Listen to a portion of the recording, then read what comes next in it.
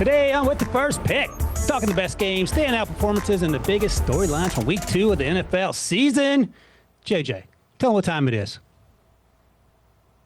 What time is it? It's Random Back Mondays time, JJ. Come on, that's why you're on the show, brother. You missed it. There it is. JJ fell asleep at the wheel 10 seconds into the show. I'm Ryan Wilson. That's former Titans GM Rand Carthon. That's where we get the Random Back Mondays from. And that handsome devil, CBS Sports NFL insider, Jonathan Jones. All right, you awake, brother? You ready to do this thing? Yeah, I'm sorry. I know that you spent so much time and energy and effort branding this, and I just did not care. But yeah, no, Random Back Mondays. Let's go. Let's go. By the way, it's one of those things where you're daydreaming in class and the teacher calls on you. You're like, yeah, whatever you want me to say, I'll say it. That's hey, right, Jonathan, Professor Wilson. Did you read your paragraph? It's your turn to read the paragraph. Yeah, and I can't read. As Eddie Murphy said, I'll take the 0. All right, let's talk about Sunday's action here, and let's start in Cincinnati. Whew, man, that was a wild game. You might even argue that the Jaguars gifted that game to the Bengals, but the headline, of course, JJ, our insider here, is Joe Burrow out 3 months with a toe injury. So I'll come to you. Any insights into what's going on in addition to the time frame that he's going to miss? If you look at the schedule, I think December 7th is about 3 months, and that's on the road in Buffalo. Not a great place to come back from. And I'll ask you this. Any thoughts about bringing in veterans to help out Jake Browning, who was basically in this situation 2 years ago? So because Jake Browning was in this situation 2 years ago, the Cincinnati Bengals have a pretty decent idea of what they can expect from Jake Browning for the next 10, 11, 12 games, right? And so obviously he can improve. Things have changed. It's been 2 years, but you have an idea. Also, remember, he just came in 24 hours ago and threw 3 interceptions, and yet they somehow still won that game, right? So I believe that the Cincinnati Bengals recognize and understand the moment that they're in. They have this offense that they've invested a great amount in, and they don't want to squander it. They've had some very poor injury luck with Joe Burrow. And so I think that there are going to be some people in that building who want to be aggressive. And by aggressive, I mean, don't just sit there and roll with Jake Browning and bring in a Taylor Heineke, as an example, as a tryout player and ultimately signed to the squad. Go out there and trade for somebody. I know there aren't that many guys who are available. There's not quarterbacks falling off trees, and the quarterbacks who can be available are going to come at a price, both salary cap and draft pick compensation. But if you're the Bengals, you have to go out there and be aggressive. You're looking in the AFC, and yeah, there's Buffalo, and there's Baltimore. Kansas City's slipping a little bit. If this can be your year, right, if you can keep things afloat until December, whether it's December 7th or the 14th, and Joe Burrow comes back and wins you those last couple games going into January, that's what you're hoping for if you're Cincinnati. Hey, Rand, let me ask you this and set up the question. Number one, as my dad told me, hope is not a plan. So that'll be interesting. Number two, our buddy Rick Spielman talked about this when Teddy Bridgewater got hurt back in the day before the season. He called Howie Roseman, and Howie Roseman understood the situation, so it cost him a first-round pick to get that quarterback in Sam Bradford. If you're sitting in the GM suite yesterday and you see the turf toe injury to Joe Burrow, are you immediately dialing phone numbers? What's the thought process in terms of, okay, how do we survive this yet again with Joe Burrow injuries? Well, I'll tell you, this is what I know, and JJ kind of alluded to it. The Bengals have belief in their backup quarterback. They almost treat him like almost to the level of a starter, right? In the way that they include him, and they really value Jake Browning. And so if it were me, and knowing what they've invested in Jake Browning and the belief in Jake Browning, we're going to proceed through this first initial games, these next 2-3 weeks, to kind of see where we are, assess where we are, and then from there, because the trade deadline is in October, and so you still have a little time before you have to figure out where you want to be. And listen, this 3-month timeline, like I hope he can make it back in this 3-month timeline. I'm expecting it to be a little longer. And again, this is all going to be contingent on where they are as an organization at the early part of December. Are we still competitive? Then I think he'll push himself probably a little bit more than he should to get back, to give them a chance to possibly sneak into the playoffs. But if they're out of contention, then we won't see Joe Burrow again in 2025. Hey JJ, is this one of those things where, and Rand and I talk about it all the time when we talk about the college players, if a guy's hurt in college, he's typically hurt in the pros. And Joe Burrow's injury history is long, and it goes back well into college. He's a special player, so it's one of those things you have to live with. But are you having any conversations about, okay, we need a contingency plan that's maybe a little bit better than Jake Browning? We've seen teams have backup quarterbacks. RG3 and Kirk Cousins come to mind back in the Washington days in the early 2010s. Because Jake Browning, to his credit, went 4-3 2 years ago, but he also is not a guy you can count on, I would think, no disrespect to Jake, to do Joe Burrow things when the game's on the line. Yeah, and for him to have gone 4-3, if you're going to roll with him, you have to expect him to go 6-4, right? 7 and whatever. And I don't know that is necessarily a plan. It's hard because they've been sort of freak injuries for Burrow, right? Just about anybody can tear a knee on anything, right? So you had that. The elbow injury was so bizarre, and we have not seen that before really in quarterbacks in the modern NFL. That, again, freak injury. And now this one, a turf toe that, yeah, I mean, guys get turf toe every single week in the NFL. This severe? You rarely, right, Rand, ever hear about a guy being on a scooter with turf toe and going in for surgery the next day. That's how severe it is. So they probably, just because it's been, 3 injuries in 6 years that could be season ending, they should invest probably a little more in backup quarterback. But how are you doing that? You can't do it against the salary cap because of how you've allocated your resources, not to mention how you probably should allocate more resources to the offensive line. Can you do it draft pick wise? Should you do it with a second or a third rounder? Is that the best way if you are in this window right now? Do you have that luxury? If you're the Cincinnati Bengals, and then lastly, because of the way that they do business, right, because they don't guarantee money beyond year one, it's hard to get free agents in there. And so you have to hit on your draft picks. And so, again, do you allocate those draft pick resources to a quarterback that hopefully you don't need, but maybe you do? And are you harvesting that quarterback when Joe Burrow is taking every starting rep when he's out there? Ryan, before you move on, go ahead. And as JJ was saying that, in terms of where do you allocate the resources? Yeah. I immediately thought about when Tom Brady was at his height, and he started to deal with some injuries, and the New England Patriots took Jimmy Garoppolo in the second round, which kind of threw everybody for a loop, and you didn't need Jimmy until you needed Jimmy. Right. And then you were able to eventually trade Jimmy for a second round pick, so you were able to get your compensation back. And so that was an excellent point made by JJ. And if I were in that position, I would start to look in that area, because you can get you a young quarterback who you don't necessarily need right now. You can groom him, you can bring him along, and have a guy that you feel better about giving you a chance to win those games, those tighter games. But then knowing 3-4 years from now, we're going to have to eventually move on from this guy. And whether it's via trade or via a comp pick, you're going to be able to get draft compensation for it.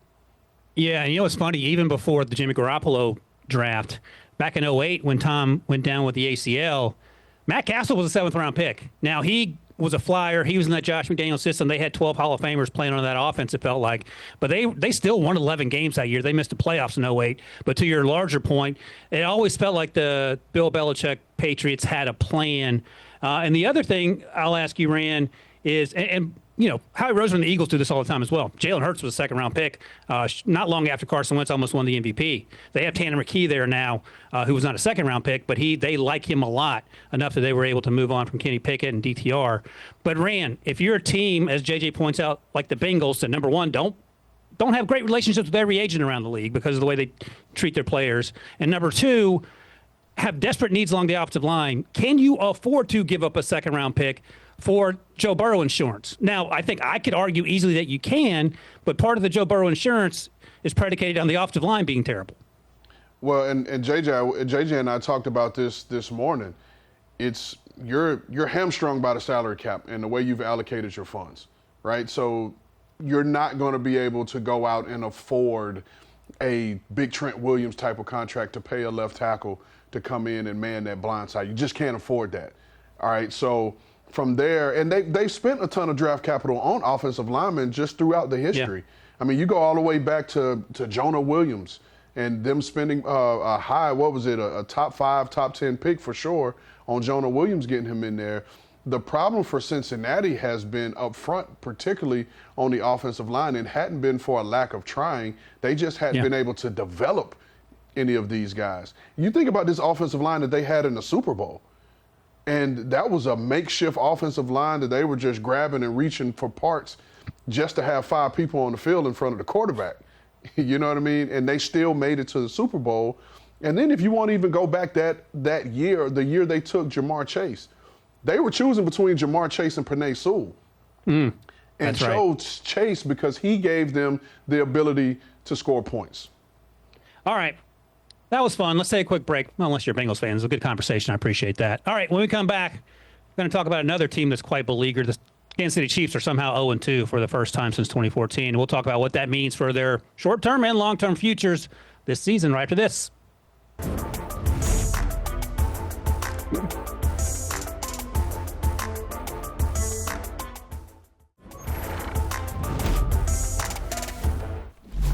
All right, Kansas City Chiefs 0-2.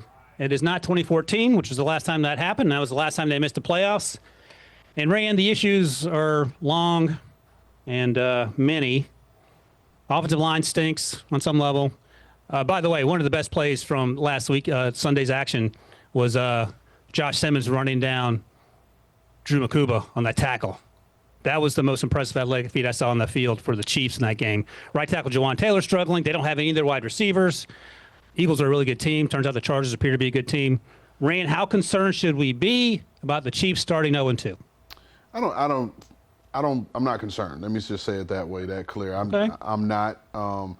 I just think this. I think they've always done a good job of being able to retool and create an identity for themselves if they were missing people, right? And I just think right now is a time where they don't have that identity right now, and where they should go and where they want to go.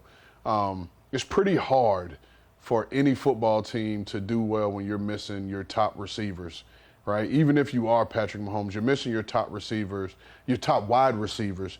Your top pass catcher is my age, and it's starting to look that way.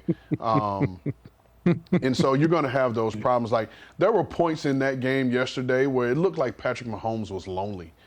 That he was like, man, like, why am I doing this by myself? Like, he just looked, like, there were times where he just had a look on his face like, where's everybody? Like, I'm at the park by myself playing basketball one-on-one by myself. And so it's, again, another tale is Mahomes has led them in rushing in weeks 1 and 2. That can't be a good thing. And, I mean, and he threw for under 200 yards yesterday. I mean, when was the last time that happened? So I believe they got to do something that they may not want to do, which is lean on these 2 running backs and rely on the run game a little bit more and to create some plays for them and some explosives. I just don't know that they would necessarily do that, but that's their best bet until they can get some of these guys back. Xavier Worthy practiced a little bit last week. I am encouraged that he'll probably go this week because with that, it's just a matter of pain tolerance. And if it's something that you can shoot up that can get him through 4 hours of a game. Hey, JJ, let me ask you this. Any sense around the league in terms of people that you talk to that this is getting away from the Chiefs and this is the time to get after them if you want a chance? I don't think so. I think a lot of folks are looking at this fairly clear-eyed that they are down their top 2 wide receivers, right? But the concern, and Rand made a joke about Travis Kelce, but it's true. He's made a couple of plays that have actively hurt his team. Week 1, he didn't get the depth on that route that wound up knocking out Xavier Worthy. In week 2, not just not catching the ball at the goal line in a 13-10 game, but dropping it and popping it up and allowing for the interception, that's a killer. Then, look, they're going to get Worthy back. Rice will be back in week 7. They're not trading for Tyreek Hill, but they also got to get something from, Rand talked about the run game. I don't know that if they want to turn to the run game, I don't know that they can turn to Isaiah Pacheco. right? He's a guy who, since he fractured his fibula last year, has looked like a shell of himself, who hasn't rushed for more than 60 yards in a game since that injury. And so hopefully, he can sprinkle some magic pixie dust on his legs and, start rushing for 100 yards, right? But until then, until there's a salt bay that happens on him, I don't know that it's coming back. And so I don't see a lot of fear around the league that the Chiefs are done or whatever. Not yet, because they have the great equalizers, right? They have Andy Reid and they have Patrick Mahomes. Ryan, what do you think? Are they done? Is the dynasty over? 2 years ago, I was out on them over the first month of the season. They struggled a little bit, and I learned a very valuable lesson that year. Not to count out the two guys you're talking about, but one thing that feels a little different, Ryan, in that Super Bowl, and look, the Eagles are one of the best teams in the NFL, if not the best team. Vic Fangio didn't blitz them at all in the Super Bowl. I think they blitzed 11 times, and we saw how the offensive line was exposed. So they're finding different ways to beat them. Yes, they are down 5 or 6 or 7 players, but you're not going to find any sympathy around the league, I would imagine, because your players are hurt. So part of me wonders if teams that are facing the Chiefs have this confidence they didn't previously have because, this feels like it's a little more even playing field. I could be wrong, but I'm not counting them out.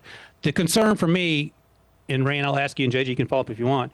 If this team has to go on the road, are they as dangerous as they are when they're at home if they are actually playing January football? I mean, they've done it. You know what I mean? Like, this is a tried and true tested football team. So playing on the road is just a part of what they do. Yeah, playing in Arrowhead gives them a clear home field advantage, right? Crowd noise, high decibel levels, world record decibel levels, all of that jazz. But this is what being a good, competent championship football team is about, is being able to go on the road and win those games. And they've done it.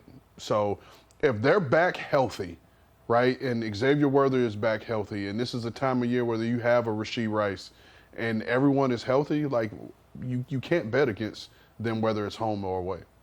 Yeah, I was at that AFC Championship game against the Baltimore Ravens where, they just made it happen, right? And they always rise to the moment.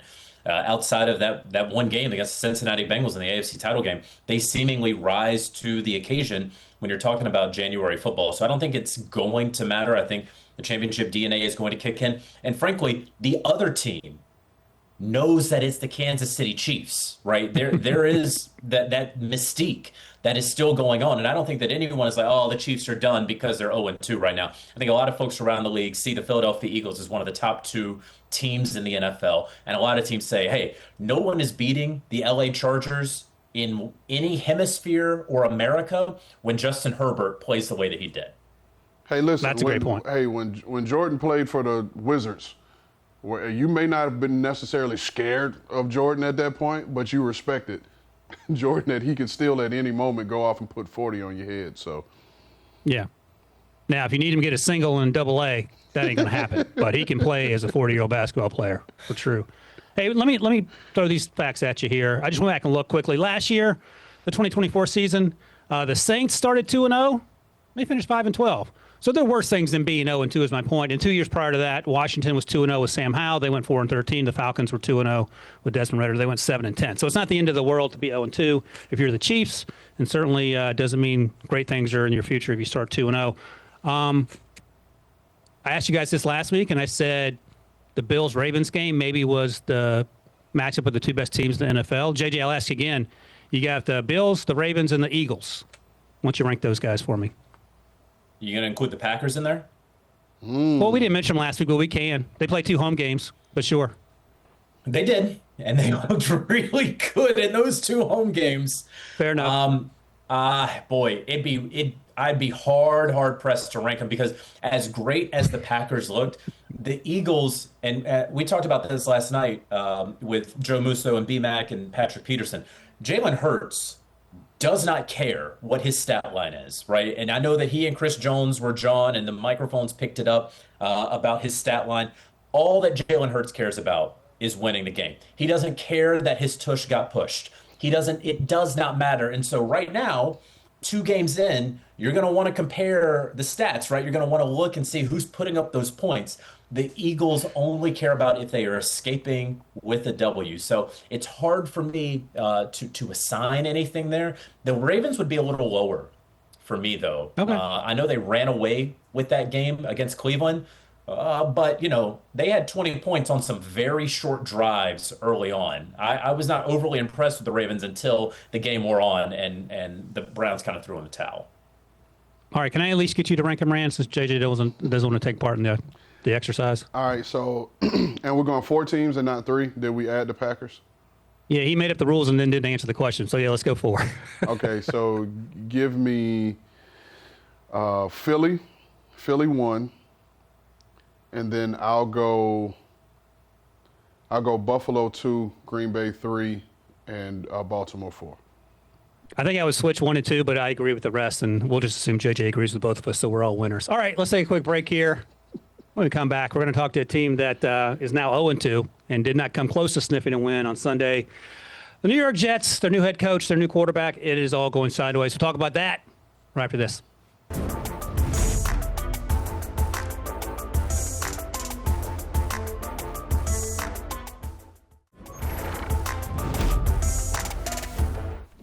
All right, enough with the commercial break chuckling about Rand ordering late night Sprites. That's what he does. I got to talk about something a little more serious. Why are you trying to out me as a closet eater? Like, what do we do?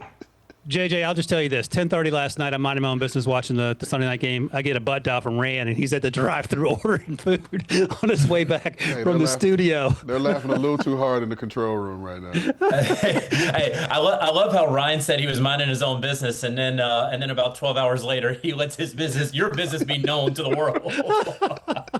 Oh, thank you, baby Jesus, for that one. After you guys got after me last week. By the way, let's get back to a non-food football topic here. As a Steelers fan, I watched the Jets in week 1 and thought, okay, this is the Justin Fields. We talked about it, that you want to see if you're Aaron Glenn and that offense and the new offensive coordinator, Tanner Engstrand, who did a fantastic job. Week 2 looked a lot like the Justin Fields we'd seen at various stops in Chicago and Pittsburgh last year.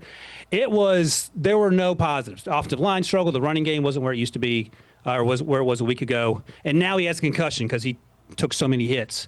Aaron Glenn said yesterday, or even this morning maybe, if he doesn't practice Justin Fields, he can't see him playing this week. What are you thinking? I'll start with you, Rand. If you're thinking long-term vision, by that I mean next draft cycle, are you already talking to your scouts? Are you talking to your personnel folks about, all right, we got to figure this out with the quarterback class or the free agency class, because it doesn't feel sustainable. Justin's on a 2-year deal, so they're not married to him long-term. Well, I'll say this much, and I don't think right now I'm alerting my scouts in terms of what to think about the quarterback class. I think I'm more so internalizing that, and maybe my top 2 lieutenants. Like, hey, man, if we already didn't have plans on getting out and seeing these top quarterbacks, we need to get around and make sure that we see these guys. And would you be of that opinion based on what we saw last Sunday? Yeah, I think based off of what we've seen, and then just based off of the contract you signed him to, right? Okay. Because, I mean, there's long-term questions here about, not only his availability, but how is he going to lift the organization? Excuse me. I mean, for an offense to finish with 154 total yards and be 0 for 11 on third down and average 2.1 yards per play in the passing game, like, you can't win games in the National Football League like that. This isn't single-wing offense from the 1940s.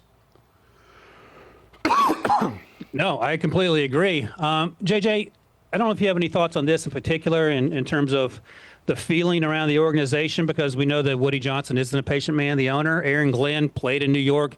He wanted this job. He's had success, obviously, in Detroit. And he said after the game and told his team that, look, we're going to no stone unturned conversation. We hear that, when teams don't start off. But he also pointed out, I was coaching with the Saints when we got off to a slow start, and obviously with the Lions' slow start. We can turn this thing around. The leash is not short at this point, but are there any concerns about, all right, is this going to be business as usual for the Jets? I mean, I think this is a culture building year for the New York Jets. I think we need to refocus about who they are. Okay. So they go and they play the Pittsburgh Steelers, and the offense looked better than anybody expected, right? You could argue they should have even won that game. And there were a lot of glaring issues and flaws with the Pittsburgh Steelers defense that I think we saw against the Seattle Seahawks just this past day. But then Justin Fields looked a little bit more like the Justin Fields that we had seen in Chicago. And frankly, even with Pittsburgh at some points, right? He was kind of doing bare minimum, but keeping them afloat, and the defense was leading the way and all that stuff. This was a bad game against a much better opponent. The Bills are probably going to win the AFC East around Thanksgiving again this year. So I'm not surprised that the Bills took it to the Jets. But you do have to be better offensively. And Aaron Glenn, when you're talking about setting the culture and setting a standard, we saw him cut Xavier Gibson after the special teams flub last week. Maybe Aaron Glenn isn't that banged up about Tyrod Taylor starting in week 3.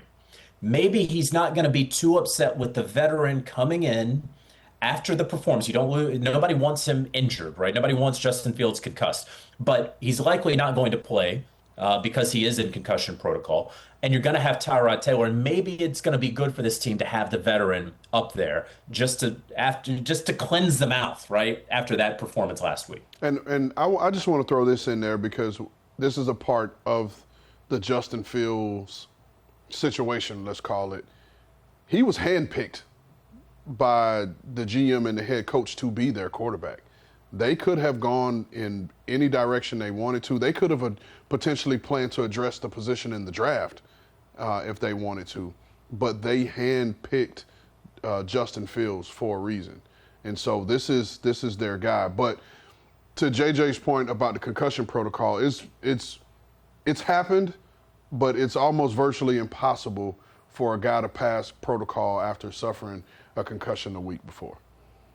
Yeah, and for who, for what? Like, why are we putting Justin back out there in harm's way in week 3? For what purpose? If he can sit out a week, and to JJ's point, Tyrod gets a chance to perhaps be that veteran presence that maybe they're lacking. Speaking of another hand-picked quarterback, Rand, I'll come to you, and I'm actually interested to hear JJ's thoughts as well from his insider perspective. They picked Joe Flacco in Cleveland.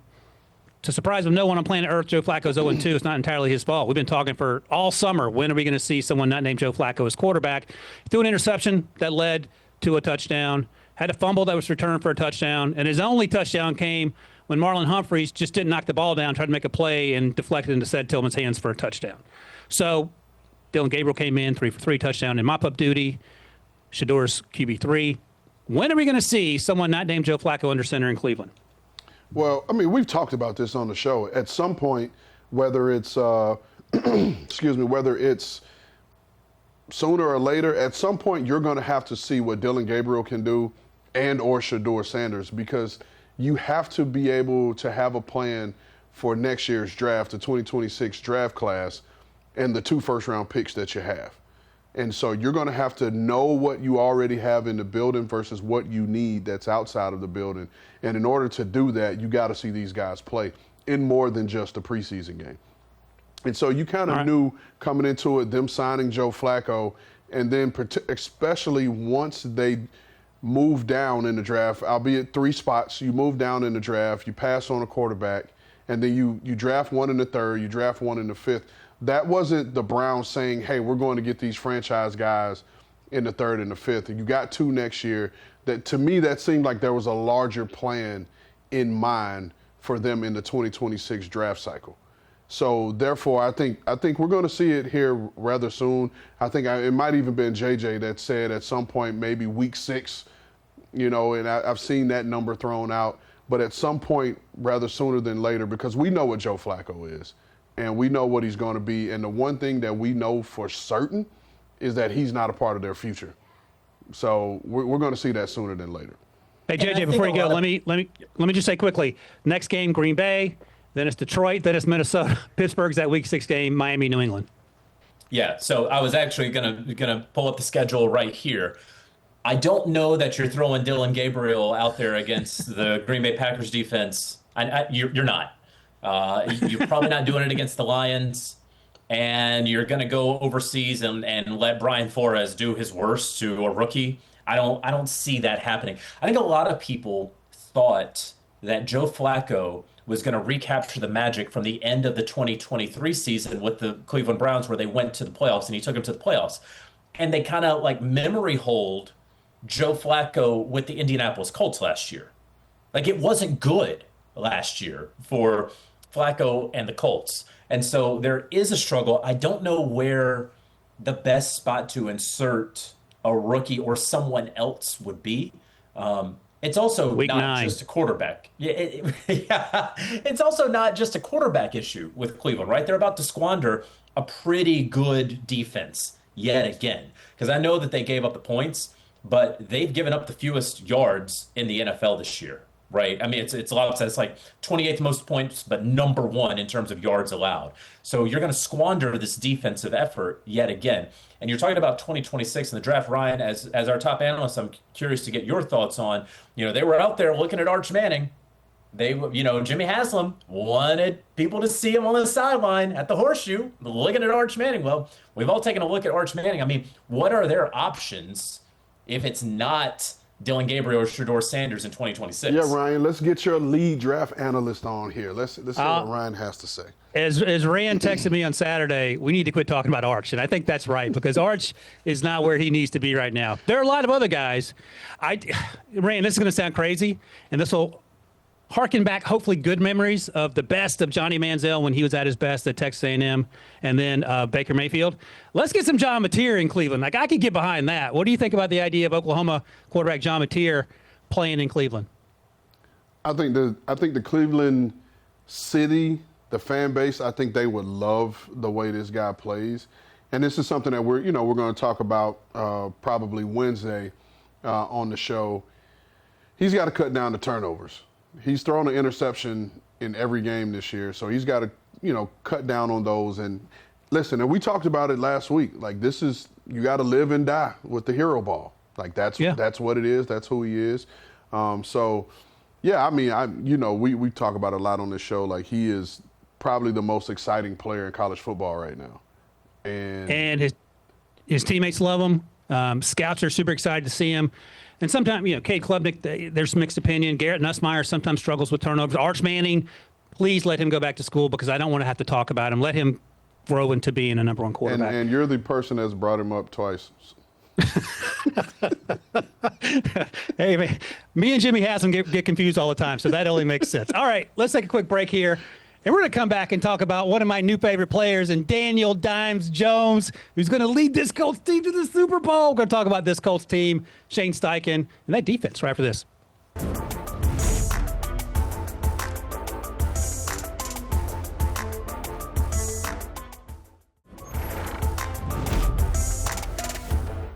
It's always a dicey proposition to be on Team Daniel Jones because at any moment, that bus could go over the cliff. But so far, through 2 weeks, Daniel Jones is cooking. And we talked about him last week. We've got to talk about him again this week. And look, JJ, you could say that the leverage penalty that allowed the re-kick for Spencer Schrader, who has not missed a kick in his entire NFL 2-year career, set it up from the 62 to 45-yard field goal they made, whatever. Wild stuff happens at the end of football games. But I think this is more a story about Shane Steichen getting the quarterback he wants to be a game manager in the perfect sense of the word. And let's start here. And maybe this is disrespectful to the Texans, but you can decide. Is this the best team in the AFC South? Okay. First of all, like, if the leverage play does not happen, the Indianapolis Colts do lose that game. Like, it's not there's no hypothetical, right? Because Spencer Schrader was never made. That football, on no universe is that football making it through the uprights. Fair enough. So we may not be talking about how great Dimes is today if they're 1-1. And we got to be honest about how this machine works. So to your next point about if Shane Steichen got his guy, I don't know that that this is his guy necessarily. I thought that it was his best option to go get a guy in the offseason. And so now you just love him up. You give him all the confidence. You tone down the external noise. You're in Indianapolis or Carmel or wherever they are. And so that's going to help Daniel Jones. And then your last point, is this the best team in the AFC South? I think for a couple of years in Chris Ballard's regime, they have been the most talented team in the AFC South. And they still have not won the AFC South. So I'm not willing to go that far just yet. In large part because of 2 reasons. One, I still haven't seen this Colts organization in the post-Andrew Luck years do it. And two, I haven't seen Daniel Jones string together several games, right? We have all seen the flashes. I haven't seen the consistency. I need to see that before I make any bold declaration. All right, fair enough. What do you got, Rand? I mean, he said it all. And I'll say this, and I said it on one of the other shows. If a hooper comes out and he hits his first 2 shots, are we saying he's lighting it up this season, or he just made 2 shots? Right? He's not even on fire to a degree. He just made his first 2 shots. Now, once he gets on a roll and he keeps getting buckets, then now we have something to talk about and something to proceed with. I will say this. You have to give him credit where credit is due. He's done his part. We could, 316 yards passing. He had a passing touchdown, a rushing touchdown, and he didn't turn the ball over. To me, that was his greatest stat from the other day. And then the guys around him all played like real guys. Jonathan Taylor, 215 total yards. The receivers, Josh Downs, Michael Pittman, Alec Pierce, Tyler Warren.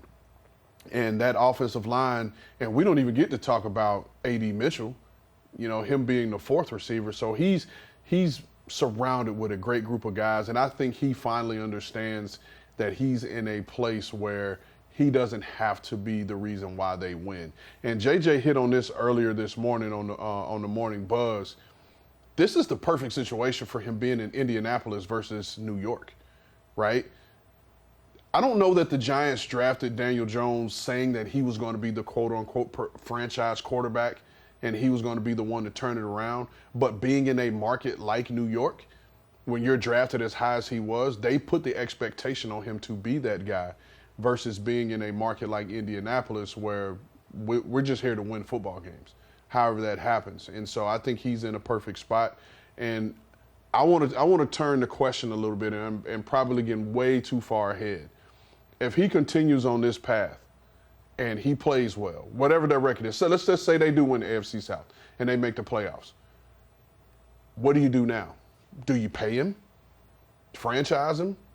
Where do you go? To me, that is going to determine for us to know what the Colts really think about him and if he is really Shane Steichen's guy versus being the best option for Shane Steichen. Let me ask you this, JJ. Go ahead, Ryan. Go ahead. Yeah, I'll set it up for you. So, number one, they didn't trust Daniel Jones down the stretch. They kept running the ball and settled for a 60-yard field goal, to JJ's point. Number two, JJ, the Vikings didn't love Sam Darnold. Sam Darnold's outplaying JJ McCarthy through 2 games in a new home in Seattle.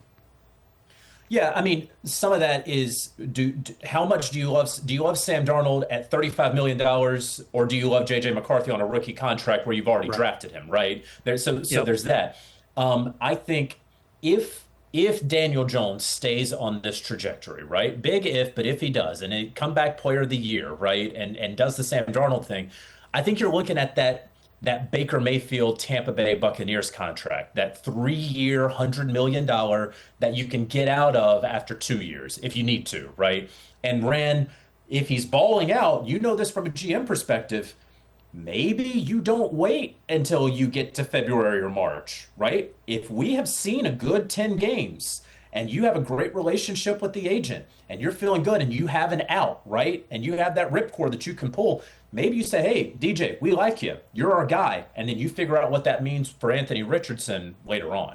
And you know what? Even off of that, you talk about injecting a team and a player with confidence to get an extension done in, say, November, late October, November, and he now can rest his mind knowing that I am a part of the plan for the future and all of that. Because no matter what anybody says, he's carrying that on his shoulders right now. And it's in the back of his mind like, hey, in order for me to hit my payday and to secure my future so I don't have to keep moving my family around, like I have to continue to play well. But to know that a team is committed to you and that you're going to be in their foreseeable future, whether it's 3-4 years, that takes a lot of pressure off of you as a player. Yeah, and he's talked about it. He said after the game that he doesn't pay attention to the press clippings, but he has a sense of what's going on, and that could be a function of the New York years. And as you guys point out, Indianapolis, a little slower pace and not necessarily a bad thing if you're just trying to focus solely on football. Or in Rand's case, you don't know this, JJ, after he scored his first touchdown, he went to the electronics store to buy some speakers. The guy recognized him after he scored that touchdown. That's a big moment for Rand. I didn't know that. I also didn't know that Rand actually put up stats, so that's great. Oh, come on. All right, let's take a quick break. We'll get rid of JJ, and when we come back, we'll talk about some of the players that impressed us most in week 2 right after this.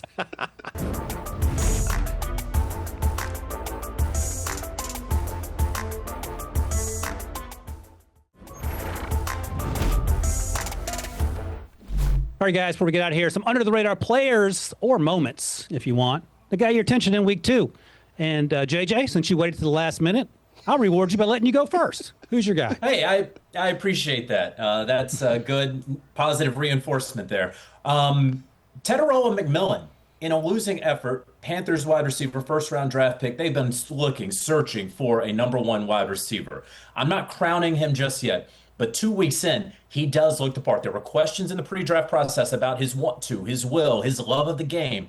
But look, 6 receptions, 100 yards. He was a huge part of that offense when Xavier Legette was 8 targets, 1 catch, -2 yards. There's no Jalen Coker. Hunter Renfrow was watching Bluey and came out there and is playing football for the Carolina Panthers. So shout out Teteroa McMillan for keeping the Carolina Panthers afloat. Yeah, Bryce looked like he was having flashbacks to last season, week 2, and he turned things around. So good news for him. Producer Tito, speaking of week 2, that's when our guy Rand Carthon scores touchdowns. You have the proof for JJ. Look at that, JJ. Wow. Second career touchdown, September 17th, 2008, against the Houston Texans. Your thoughts, JJ? Well, I mean, it had to be deafening there in the RCA Dome when he scored. That was probably the loudest that place had been. I will say, I looked up Rand Carthon's stats. And hey, don't worry about the stats. I scored 2 touchdowns. No. I'm going to give you props. Anytime that you recorded a statistic, the Indianapolis Colts 9-0, undefeated, never lost. There you go. Look at that, got him a flex too. And JJ, I'll tell you this summer, Rand hooked us up talking to John Lynch, who hired him in San Francisco.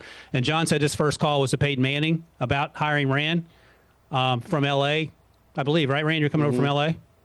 And Peyton said, this guy knew exactly what to do, when to do it, someone you can count on, hard worker. And that's how you score 2 touchdowns 52 weeks apart.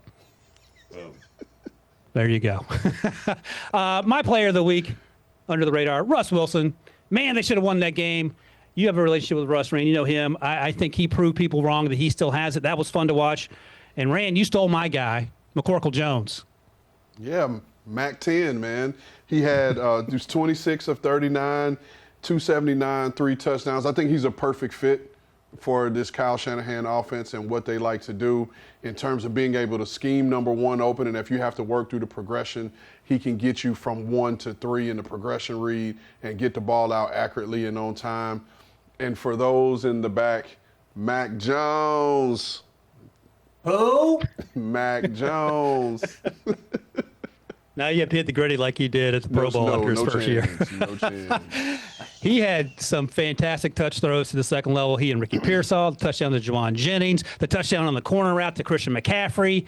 He looked like vintage Alabama Mac and not like Jaguars Mac that often had my heads in my hands.